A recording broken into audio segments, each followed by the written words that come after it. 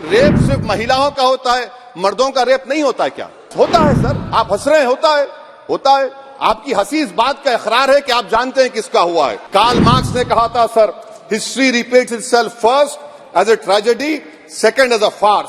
याद रखिए, जिंदगियां बर्बाद करने का काम आप कर रहे हैं और सबसे बड़ा इसका नुकसान होगा। आप चेक रिपब्लिक में निखिल गुप्ता बैठा है, लेके आओ ना उसको। कुलभूषण यादव पाकिस्तान में बैठा है, लेके आओ ना। कतर में हमारे फौजी बैठे, लेके आओ ना उनको। आप देखिए कि पेटी केसेस में when the occasion is past, इसका मतलब क्या है? व्हेन द ओकेजन होगा क्या सर? अब आप हम चुनाव लड़ते तो जो हमारा जो पार्टी अपोजिंग रहती वो कहती कि अब इनके 25 लोगों को 50 लोगों को गिरफ्तार कर लो, गिरफ्तार कर लेते मेरे बूथ के एजेंट्स को। और बोल रहे व्हेन, उसमें आप लिख रहे क्या है? When the occasion is past, माने पास हो जाएगा पोलिंग के 5 बजे छोड़ देंगे।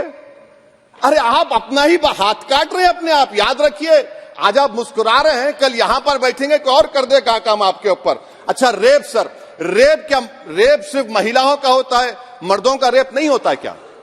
आपका प्रोविजन नहीं है क्या? स्टॉकिंग नहीं होती है मर्दों की? अच्छा, जस्ट होता है सर, आप हंस रहे हैं, होता है।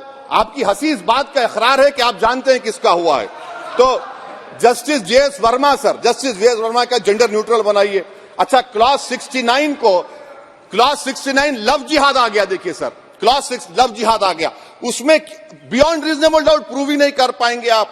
अब उसमें क्या बताना पड़ेगा? Suppressing identity. यानी अगर कोई महिला मोनू मानेसर चोमू चंडीगढ़ से इश्क करती है, बाद में उसको मालूम होता है कि वो मानेसर का नहीं है, चंडीगढ़ का नहीं है, तो क्या क्लॉज 69 एक्शन में आएगा? आप बताइए कि अच्छा, अगर कोई ये कहेगा कि मेरा नाम, कुछ नाम है, कई कुछ नाम होता है जो कॉमन नाम होता है मुसलमानों में, दीगर मज़ाहिब में, तो क्या वो सेक्शन अप्लाई होगा? ये क्या आप कर रहे हैं? अच्छा, आपने अडल्ट्री को निकाल दिया, आपने होमोसेक्सुअलिटी को निकाल दिया, तो ये कंसेंशुअल सेक्सुअल रिलेशन जो 18-20 साल के ऊपर के लोगों में करते हैं, मैं इसका खिलाफ जरूर हूं मजहबी एतबार से, मगर आप क्यों उनकी ऑटोनॉमी को रोकना चाहते हैं? अच्छा सर, सेक्शन क्लॉज 1093 बीएनएस का, आपको it does not require knowledge और intention part of person facilitating commissioner organise crime. ये मैं 5 मिनट दीजिए सर। सर, बीएनएस का सेडेशन पे देख लीजिए, सेडेशन को आपने दोबारा ला लिया, लफ्ज सेडेशन इस्तेमाल नहीं किया आपने। 3 साल से 7 साल आपने सुप्रीम कोर्ट को अंडरटेकिंग दी थी कि प्रोविजन नहीं लाया जाएगा। तो चेयरमैन सर, यहां पर हिंदी के एक बहुत मशहूर कवि का वो शेर मुझे याद आ रहा है, मैथिली शरण गुप्त का, कि राज्य को यदि हम बना लेंगे भोग, तो बनेगा वो प्रजा का रोग, फिर कहूं मैं क्यों ना उठकर हूं, आज मेरा धर्म राजद्रोह। कार्ल मार्क्स ने कहा था sir, history repeats itself first as a tragedy, second as a farce. आप क्लॉज 195 1D देखिए, it criminalises the making of publication of false and misleading information jeopardising sovereignty integrity of India. Vague है, यानी जो कोई भी पत्रकार investigative journalism लिखेगा, आप उसको इस्तेमाल कर लेंगे और जेल की सलाखों में उसको डालकर आप सड़ा देंगे।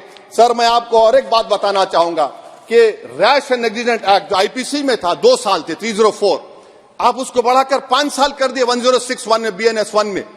और rash and negligent driving 304 IPC में था 2 साल की सजा, आपने 10 साल कर दिया। ये क्रिमिनल जुरिस्प्रूडेंस का हिस्सा नहीं है। अच्छा, क्रिमिनल ऑर्गेनाइजेशन उत्तर प्रदेश में यूपी गैंगस्टर एक्ट में एक चार्जशीट में गैंगस्टर एक्ट लगता। सर, आप बताइए फिर यूएपीए का क्या होगा, पीएमएलए का क्या होगा, महाराष्ट्र मकोका क्या क्या होगा, गुजरात के कोका क्या क्या होगा? आप ये सब कानून रख रहे हैं और एक पुलिस वाले को आप ये तमाम कानून की इजाजत देंगे? याद रखिए, जिंदगियां बर्बाद करने का काम आप कर रहे हैं और सबसे बड़ा इसका नुकसान होगा। किसका नुकसान होगा? दलितों का, मुसलमानों का, आदिवासियों का। और वो पॉलिटिकल पार्टीज जो कल आज सत्ता में है, कल नहीं रहेंगे, वो बदले की भावना से काम करते हैं। सर, मुझे पुलिस ने पीटा सर, 1999 22 दिसंबर को मेरे सर पर 20 टाके लगे, पीठ से लेकर पैर तक मारा गया। आपको मालूम सर क्या हुआ? तेलुगु देशम की सरकार थी, उन्होंने उन दोनों पुलिस वालों को जिन्होंने मुझे मारा था, उनको आईपीएस कन्फर कर दिया। अरे चौपन देखे बैठो तुम, प्लीज आप बैठ जाइए। टेररिज्म का देखिए सर, आप बैठ जाइए प्लीज। यूएपीए का सर मैं खत्म कर टेररिज्म उनको रोकिए सर। Okay okay please sit down. Sir ji terrorism का डेफिनेशन में आप देखिए यूएपीए का सेक्शन 16 क्लॉज 113 में आ गया। यूएपीए का सेक्शन 15 क्लॉज 131 में आ गया। देख लेंगे उसको, देख लेंगे। यूएपीए का आपत्तिजनक अंश निकाल दिए जाएंगे। यूएपीए का क्लॉज 18 113 4 में आ गया। यूएपीए का क्लॉज 18 113 3 में आ गया।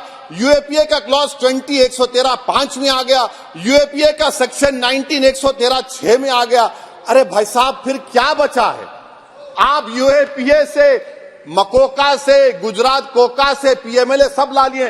तो स्पीकर सर मैं अपनी बात को खत्म करने से पहले मैं उम्मीद कर रहा था कि मैंने वजीर दाखिला का एक स्टेटमेंट सुना था अमित शाह साहब का कि जब गुजरात के होम मिनिस्टर थे तो उन पर जुल्म किया गया, उनको दबाया गया। मगर हम ये समझ रहे थे कि जिस शख्स पर नाइंसाफी हुई है जो वो क्लेम कर रहे हैं तो कम से कम वो दूसरों से नाइंसाफी तो नहीं करेंगे। आप क्या कर रहे हैं? अरे ऐसे हजारों लोग हैं जिन पर जुल्म हो रहा है, ना उनके पास दलील है, ना उनके पास वकील है, ना उनके पास आजादी है। तो ये तीन सर मैं आखिर एक लव ये तीनों कवानीन हमारे मुल्क की जमहूरियत के लिए इन गरीब तबकात के लिए नुकसानदेह साबित होगा। और ये सरकार को मैं चार्ज दे रहा हूं, आप चेक रिपब्लिक में निखिल गुप्ता बैठा है, लेके आओ ना उसको। कुलभूषण यादव पाकिस्तान में बैठा है, लेके आओ ना। कतर में हमारे फौजी बैठे, लेके आओ ना उनको। अरे कहां तुम्हारी देशभक्ति है? अरे निखिल गुप्ता को लाओ, इस कानून में इस्तेमाल करो। मगर वो नहीं बोलेंगे। मैं इस कानून के मुखालिफत में खड़ा हूं जो भारत की जमहूरियत के लिए खतरा बनेगा।